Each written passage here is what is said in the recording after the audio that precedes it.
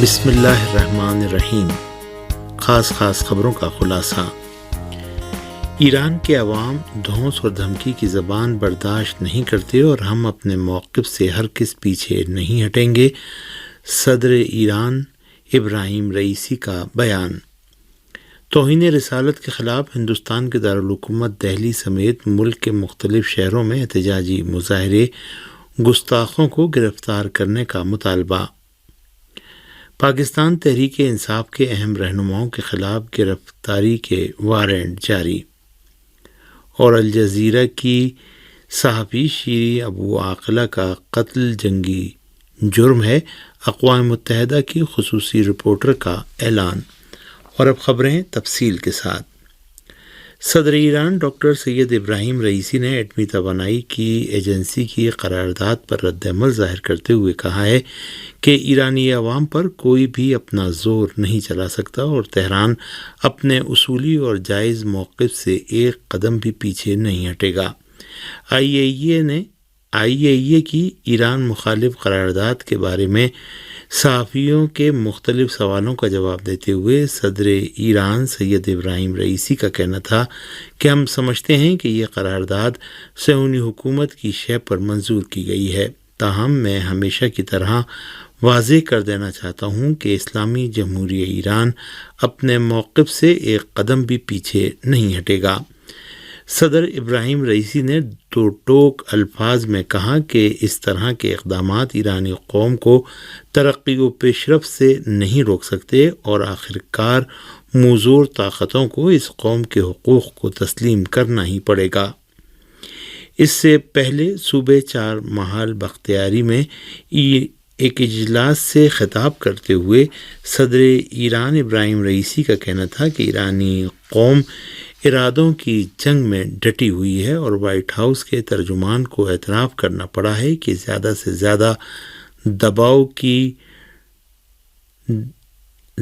زیادہ دباؤ ڈالنے کی پالیسی بری طرح ناکام ہو گئی ہے۔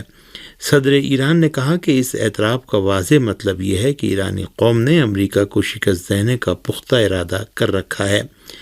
ایران نے مئی 2018 میں ایٹمی معاہدے سے امریکہ کی غیر قانونی علیحدگی کے باوجود اس معاہدے کو باقی رکھنے کی بھرپور کوشش اور دیگر فریقوں کی جانب سے وعدوں کی تکمیل کی شرط پر اس معاہدے پر عمل درآمد جاری رکھا، تاہم یورپی فریق اپنے وعدوں پر عمل درآمد نہ کر سکے۔ اس صورتحال کو دیکھتے ہوئے مئی 2019 میں ایرانی پارلیمنٹ نے اپنے حقوق اور عمل کے درمیان توازن پیدا کرنے کے لیے ایٹمی معاہدے پر عمل درآمد بتدریج روکنے کا حکم دیا تھا۔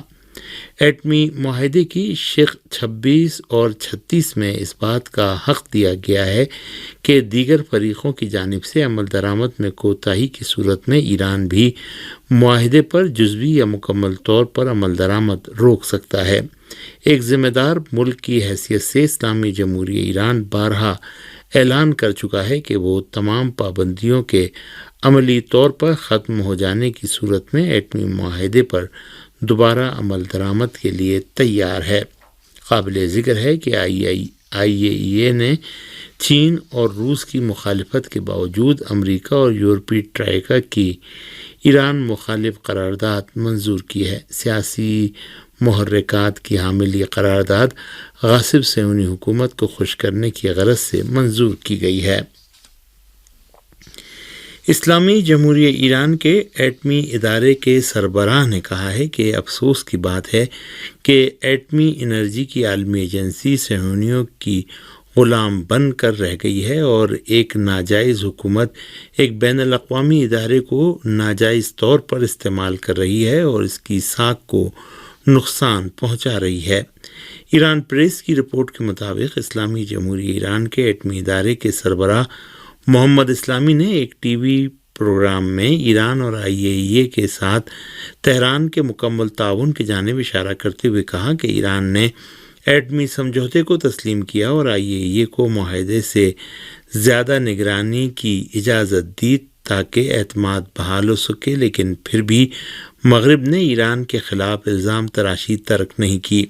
محمد اسلامی نے اسلامی جمہوریہ ایران کی جانب سے IAEA کے اضافی کیمروں کو بند کرنے کا ذکر کرتے ہوئے کہا کہ تہران نے پہلی بار IAEA کے سامنے CPF اور اپنا پروگرام پیش کیا، لہٰذا IAEA کے منشور کے مطابق اس ادارے کی ذمہ داری ہے کہ ایران کی تکنیکی مدد کرے، لیکن ایٹمی انرجی کی عالمی ایجنسی اور تمام بین الاقوامی ادارے صہیونیوں کے غلام بن کر رہ گئے ہیں۔ امریکہ اور یورپی ٹرائیکا نے بدھ کو چین اور روس کی بھرپور مخالفت کے باوجود بورڈ آف گورنرز میں ایران کے خلاف قرارداد پیش کی، جو منظور ہو گئی۔ یہ قرارداد سیاسی تھی اور صہیونی حکومت کی خوشنودی میں ایٹمی انرجی کی عالمی ایجنسی میں پیش کی گئی تھی۔ یہ خبریں آپ ریڈیو تہران اسلامی جمہوریہ ایران سے سماعت فرما رہے ہیں۔ بھارتیہ جنتا پارٹی کے لیڈروں نپور شرما اور نوین جندال کی طرح سے شان رسالت میں گستاخی کے خلاف آج دہلی سمیت ہندوستان کے مختلف شہروں میں نماز جمعہ کے بعد ہزاروں لوگوں نے احتجاجی مظاہرہ کیا اور گستاخوں کو گرفتار کرنے کا مطالبہ کیا۔ ہندوستانی میڈیا کے مطابق دہلی کی جامع مسجد کے باہر نماز جمعہ کے ہزاروں نمازیوں نے احتجاجی مظاہرہ کیا اور BJP کے ان لیڈروں کی فوری گرفتاری کا جنہوں نے شان رسالت میں گستاخی کی ہے۔ مظاہرین کے ہاتھوں میں ایسے پوسٹر بھی تھے جن پر نعرے درج تھے کہ نپور شرما اور نوین جندال کو گرفتار کیا جائے۔ سامعین، اس حوالے سے تفصیلی رپورٹ خبروں کے بعد پیش کی جائے گی۔ لاہور کی انسداد دہشت گردی عدالت نے لانگ مارچ کے دوران توڑ پھوڑ کے مقدمات میں پاکستان تحریک انصاف کی اعلیٰ قیادت کی عبوری ضمانت منظور کر لی۔ میڈیا رپورٹوں کے مطابق عدالت نے شفقت محمود، یاسمین راشد، زبیر نیازی، محمود الرشید کے علاوہ حماد اظہر، اعجاز چودھری، اسلم اقبال، مراد راز سمیت 12 رہنماؤں کے وارنٹ جاری کیے تھے۔ تاہم بعد ازاں عدالت نے ڈاکٹر یاسمین راشد، شفقت محمود، حماد اظہر سمیت رہنماؤں کی عبوری ضمانتیں منظور کرتے ہوئے پولیس کو گرفتاری سے روک دیا۔ گزشتہ ماہ پنجاب پولیس نے PTI کے سینئر رہنماؤں اور کارکنوں کے خلاف لانگ مارچ کے بعد 42 فوجداری مقدمات درج کیے تھے۔ تحریک انصاف کے رہنماؤں نے الزام عائد کیا ہے کہ وزیر داخلہ رانا ثناء اللہ اور مریم نواز کی ماں پر پولیس نے ان کے خلاف انسداد دہشت گردی کے مقدمات قائم کیے ہیں۔ افغان ذرائع کا کہنا ہے کہ پاکستان کی بارڈر سیکورٹی فورس نے ڈیورنٹ لائن کے قریب فائرنگ کر کے ایک عام شہری کو ہلاک کر دیا ہے۔ نیوز ایجنسی تسنیم کے مطابق صوبہ پکتیکا کے مقامی عہدیدار محمد امین حذیفہ نے بتایا کہ پاکستانی سیکورٹی فورس نے مذکورہ افغان شہری کو انگور اڈہ سرحد عبور کرتے وقت گولیوں کا نشانہ بنایا۔ پاکستانی سیکورٹی عہدیداروں نے ہلاک ہونے والے شہری کی میت افغان حکام کے حوالے کر دی ہے۔ تاحال افغانستان کی طالبان حکومت اور پاکستانی حکام نے فائرنگ کی وجہ کے بارے میں کچھ نہیں بتایا۔ واضح رہے کہ پاکستان اور افغانستان کے درمیان ڈیورنٹ لائن کے معاملے میں اختلافات پائے جاتے ہیں۔ افغانستان کی طالبان حکومت بھی ڈیورنٹ لائن کو دونوں ملکوں کے درمیان مستقل سرحد کے طور پر تسلیم نہیں کرتی۔ طالبان کے ایک اہم عہدیدار نے حکومت مخالفین کو واجب القتل قرار دے دیا۔ افغان نیوز ایجنسی شفقنا کی مطابق سوشل میڈیا پر گردش کرنے والی ایک ویڈیو میں کابل کے طالبان گورنر مولوی ندا محمد ندیم کو کہتے ہوئے سنا جا رہا ہے کہ طالبان حکومت کی مخالفت حرام ہے اور اس حکومت کے مخالفین واجب القتل ہیں۔ مولوی ندا محمد ندیم کا کہنا ہے کہ طالبان حکومت مخالف قوتوں کی سرکوبی کو اپنا فرض سمجھتے ہیں۔ عبوری طالبان انتظامیہ نے تاحال گورنر کابل کے اس بیان کی تصدیق یا تردید نہیں کی ہے۔ یہ بیان ایسے وقت میں سامنے آیا ہے جب وادی پنجشیر اور بغلان میں عام شہریوں کے قتل عام کی خبریں تواتر کے ساتھ موصول ہو رہی ہیں۔ طالبان نے 15 اگست کو امریکی فوج کے انخلا کے بعد افغانستان کا اقتدار سنبھالا ہے۔ فلسطین میں انسانی حقوق کے بارے میں اقوام متحدہ کی خصوصی رپورٹر نے زور دے کر کہا ہے کہ الجزیرہ کی رپورٹر شیریں ابو عاقلہ کا قتل جنگی جرم ہے۔ الجزیرہ ٹی وی کی رپورٹر کے مطابق اقوام متحدہ کی الجزیرہ ٹی وی کی رپورٹ کے مطابق اقوام متحدہ کی خصوصی رپورٹر فرانچسکا البانیزی نے فلسطین میں انسانی حقوق کے بارے میں کہا کہ شیریں ابو عاقلہ کا قتل جنگی جرم ہے اور اس کی بھرپور اور آزادانہ تحقیقات ہونی چاہیے۔ انہوں نے کہا کہ میں اقوام متحدہ کی پہلی رپورٹر ہوں جس نے اس موضوع اور فلسطینیوں کے خلاف اسرائیل کی جارحیتوں پر بات کی کہ جنہیں اپنی تقدیر کا فیصلہ کرنے کا حق حاصل نہیں ہے اور یہ بین الاقوامی معاہدوں کی خلاف ورزی شمار ہوتی ہے۔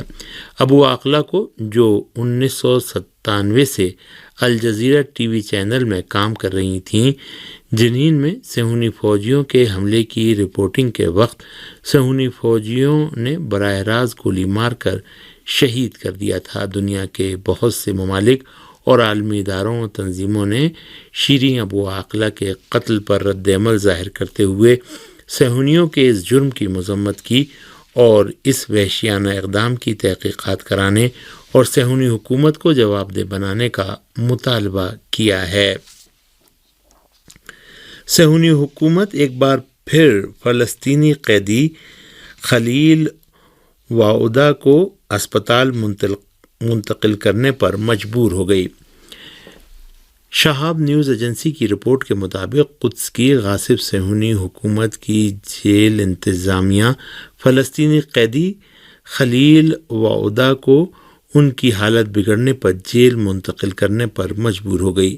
خلیل واعودہ 100 دنوں سے بھوک ہڑتال پر ہیں۔ صہیونی حکومت نے خلیل واعودہ کو گزشتہ برس 27 دسمبر کو قید کر کے 6 مہینے کے لیے جیل میں ڈالا تھا۔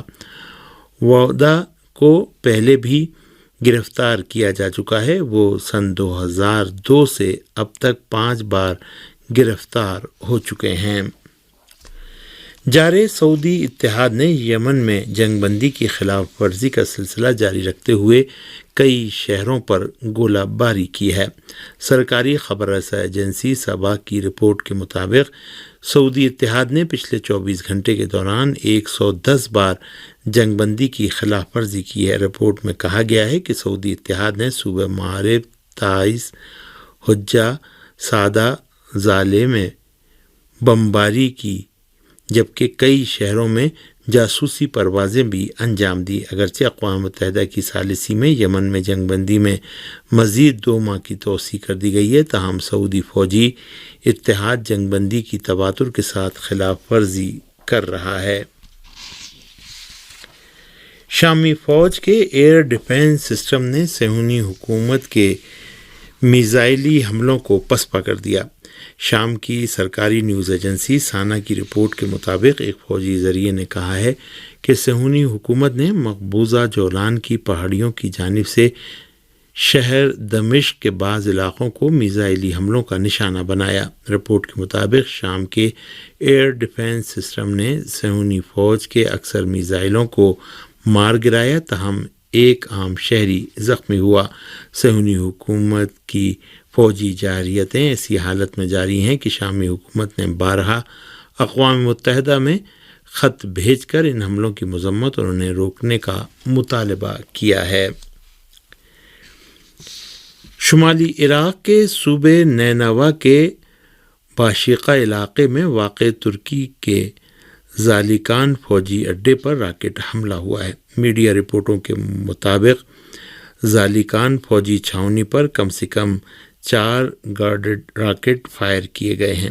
ابھی تک اس حملے میں ہونے والے جانی و مالی نقصان کے بارے میں رپورٹیں سامنے نہیں آئی ہیں۔ اس چھاؤنی پر اس سے قبل بھی کئی بار راکٹ حملے کیے جا چکے ہیں۔